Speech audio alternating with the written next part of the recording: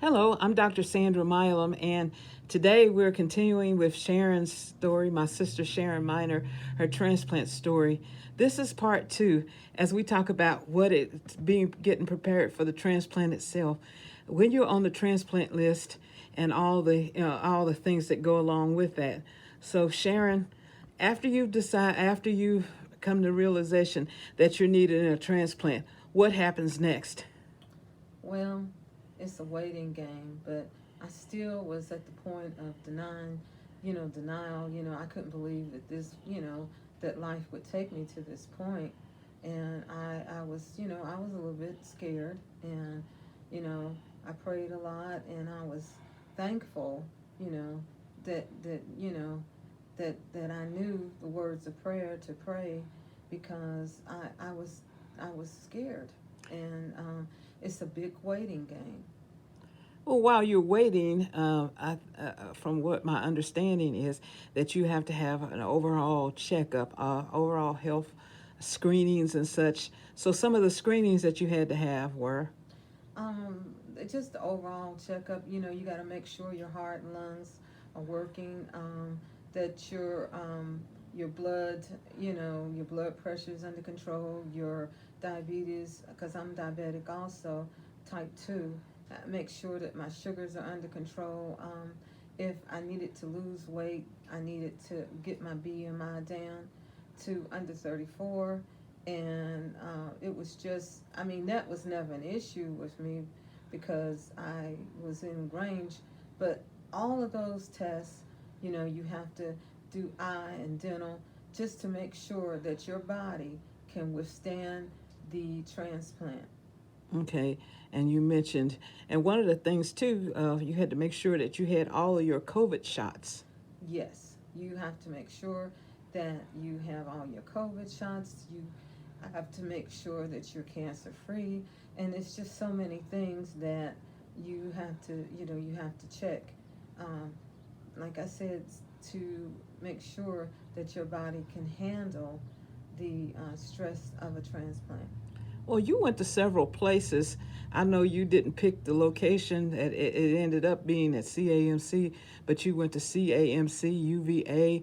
You went to Pittsburgh and also Duke University. So why did you go to all those places? What was there any particular reason? The reason why I chose to go to those places is because I wanted to be on more than one.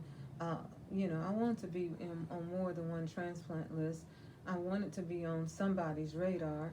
And one thing that I've learned throughout the whole process, if you don't advocate for yourself, you can't expect the transplant people to do everything. So there's some things that you have to do on your own. And that particular thing about going to four transplant centers was just my own personal decision, and they was in close range of my home. Okay. And when you visited those transplant centers, you said that there was a training that you had to also you and some of the people that were your caregivers had to undergo. What was that about? It's basically caregiver training and what they expect out of you as the patient and what they expect out of the caregiver. So what do they expect out of you as the transplant patient? Um, To maintain good communication. If you leave town, you got to let them know. If you're sick, you got to let them know. If you're hospitalized, anything to do with your health, you have to let them know.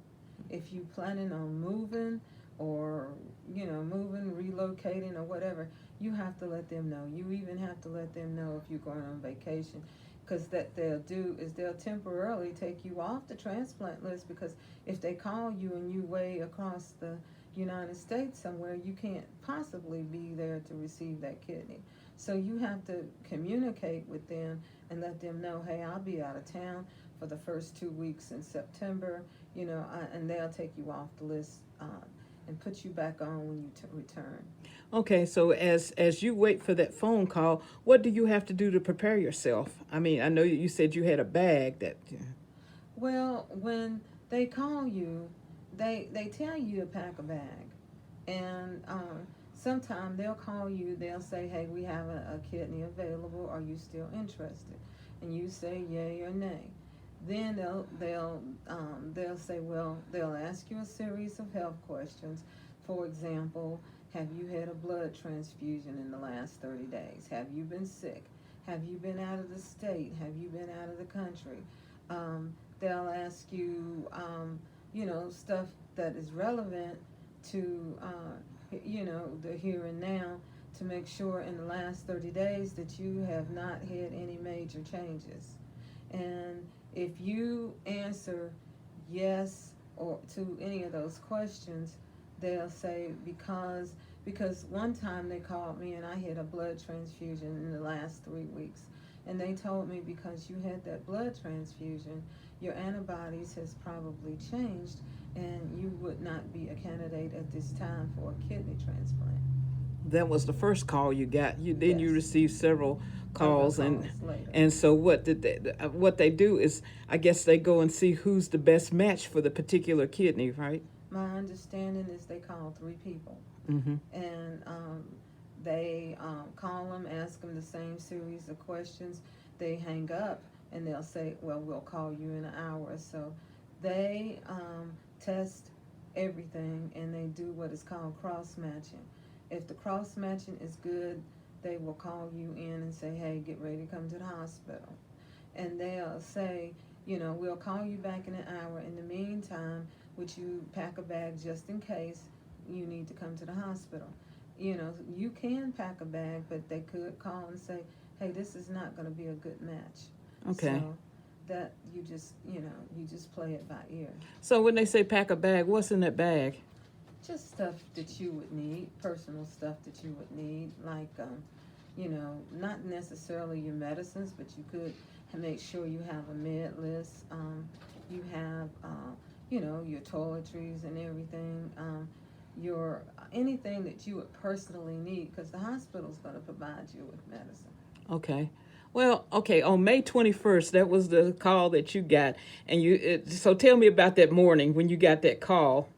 Well, I didn't actually get the call. My son got the call, and for whatever reason, I didn't hear the phone.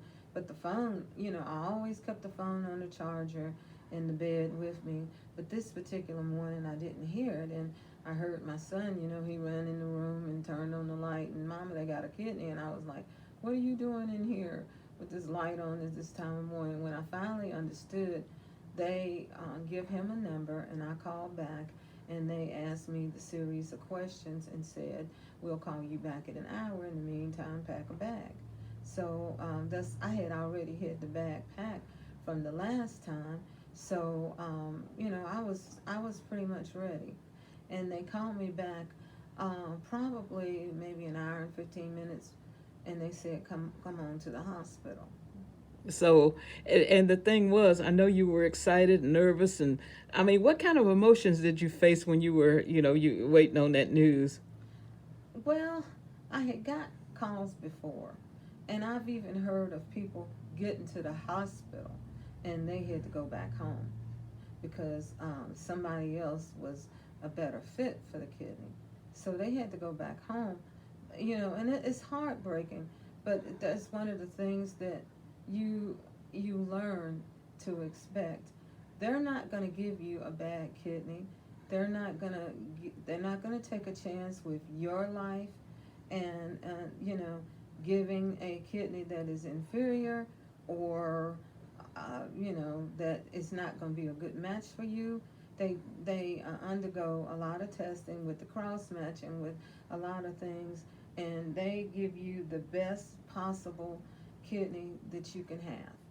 Okay, so you're going down to the hospital, and I'm sure you're praying because you give me a call and said, Sandra, I got a kidney. I'm on my way to the hospital. So, Yes, I prayed. Um, I prayed, and there is, waiting, and there's waiting, and I waited with expectation because I knew that God had me, but I waited with an expectation, but at the same time, you're fearful. This is a whole new process. yes, it is. So as we wrap this part up, we'll go to part 3, and that's the surgery and the recovery process. But any words that you want to say to somebody that's maybe on the waiting list for the transplant? What advice would you give them? I would tell them not to give up. Make sure that you send your blood draws in. Make sure you do what they tell you. I was on dialysis too. I had just been dialyzed that Friday, and I got the call Saturday morning around 4:45. So I had recent dialysis. So I would say don't give up. Do what they tell you and pray. Okay. Not necessarily in that order, but pray. Yeah. Do what they tell you, and just keep waiting with expectation. Okay, Sharon. Thank you. Thank you.